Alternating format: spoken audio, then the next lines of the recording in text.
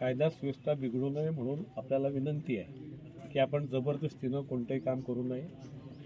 त्यांच्या मागण्या ज्या आहेत त्या मागण्यांचा विचार करण्यात यावा. असं जबरदस्तीनं तुम्ही याल तर कायदा सुव्यवस्था बिघडेल, आणि कायदा सुव्यवस्था बिघडली तर तुम्हाला ज्या लोकांनी आदेश दिलेले आहेत, महसूल डिपार्टमेंट असेल, रेल्वे डिपार्टमेंट असेल किंवा मोजणी डिपार्टमेंट असेल, त्यांच्यावर कायदेशीर कारवाई करण्यात यावी.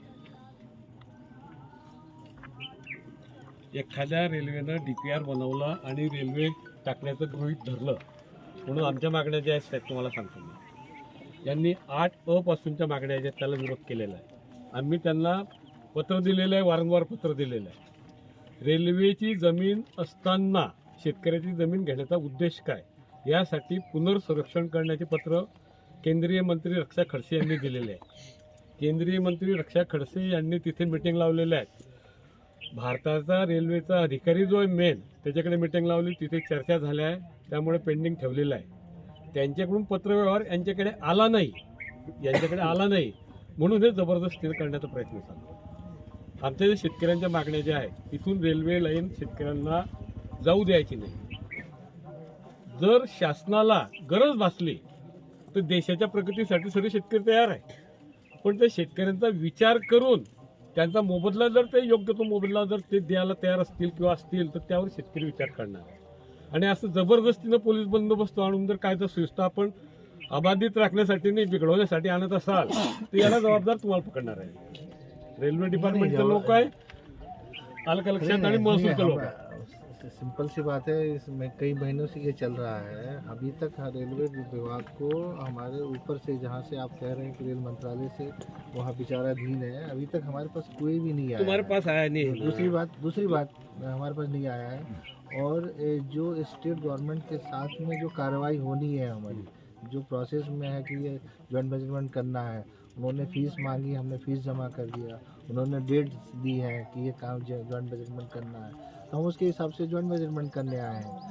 अभी आपका जो इशू है तो वो कहीं से तो हमें भी तो आना चाहिए ना कि भाई ठीक है, भाई इनको मुआवजा ज़्यादा मिलना है या फिर अलाइनमेंट चेंज करना है, कुछ तो कहीं से आना चाहिए. कुछ तो आ नहीं, आपकी तरफ से कोई भी नहीं आ रहा है ना, आपके ये नेता लोगों की तरफ से आ रहा है.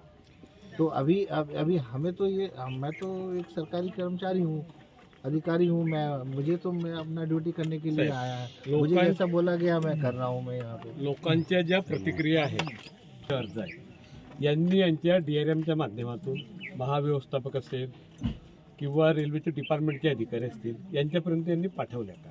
हे काय म्हणतात, वरतून आलं पाहिजे पत्र आम्हाला. ऐसा आप इस फोरम पर नहीं बोल सकते हैं कि नहीं पठाया है. हमें भी पता है ना कि हम पब्लिक फोरम में जब खड़े हो रहे हैं तो ये सब आए हैं, तो ये मेरे से भी पूछ रहे हैं ना कि साहब आपने क्या किया है अभी तक.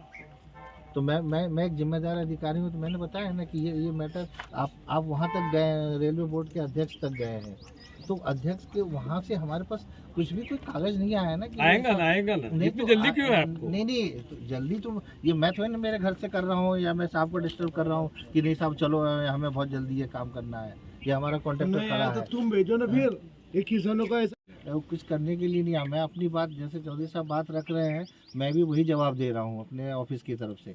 क्योंकि मेरे ऑफिस की तरफ से लैंड एक्विजिशन का प्रोसेस है कि भाई जॉइंट मेजरमेंट जो सर्वे वाले लोगों ने हमसे पैसा मांगा, हमने पैसा दिया, उन्होंने डेट्स दी है, हम उस डेट्स के हिसाब से आ रहे हैं. एक बार नहीं, 2 बार निकाल रहे हैं, तीसरी बार निकाल रहे हैं. फिर हमें आदेश दिया गया जो राज्य सरकार के अधिकारियों की तरफ से, जो रेवेन्यू के हैं, कि भाई आप जाइए, उनसे भी बात करेंगे. आप सहयोग लीजिए, हमारे जो लॉ एंड ऑर्डर का जो देखते हैं विभाग, उनसे आप सहयोग लीजिए, बात करिए, उनको ले जाइए गाँव में, अपनी बताइए बातें.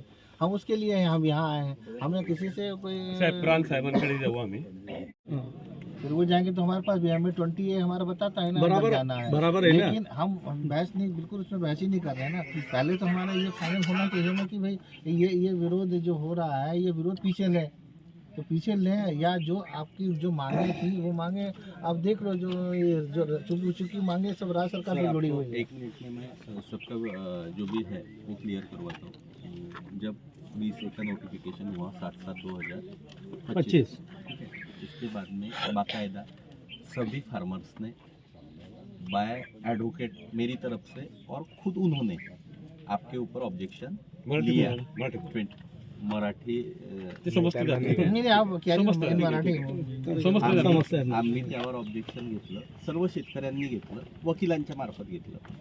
त्यामध्ये शेतकऱ्यांच्या ज्या मागण्या होत्या त्या काही मागण्या साहेबांनी फेटाळल्या, काही ॲक्सेप्ट केल्या. पण त्यावेळेस आम्ही सर्वात महत्त्वाचं ती घेतल्या सर्व शेतकऱ्यांनी, आणि त्यावेळेस प्रॉपर ज्या मागण्या केलेल्या होत्या त्या मागण्या त्या पद्धतीने क्लिअर झाल्या नाही. जब हमें सर किसी से सर मुझे कहलवाई है एक तो ही कहना करना क्या है वो आप- सर हमें एक ठीक है, किसी ने बोलिए। बोला भी नहीं तो हमको क्लियर करने दो, यानी सर का भी सब्जेक्ट क्लियर होता है वो कि बताया पुलिस हुआ है। प्रशासन जो है वो लॉ एंड ऑर्डर रखने के लिए, वो कुछ जबरदस्ती यहाँ पे करने के लिए नहीं आए हुए.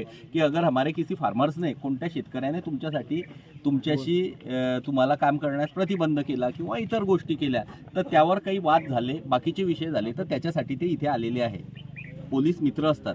त्यानंतर महत्त्वाचा पार्ट हा आहे की तुम्ही हा जो सर्व विषय आजच्या कंडिशनला इथे करून राहिलेले आहात, तर तुम्ही व्यक्तिगत कोणालाही नोटिसेस दिलेल्या नाहीत, कोणत्याही शेतकऱ्यांना, की आम्ही गट नंबर हा असा आहे, हा राजकुमार भाऊंचा आहे, हा कठोऱ्याचे आमचे ते दादा आहेत, पाटील दादा आहे, वगैरे वगैरे XYZ, की आम्ही तुमच्या शेतात आज रोजी मोजणीला येत आहे, अशी कोणतीही व्यक्तिगत नोटीस साहेब शेतकऱ्यांना नाही. लिहिले नाही. बरोबर.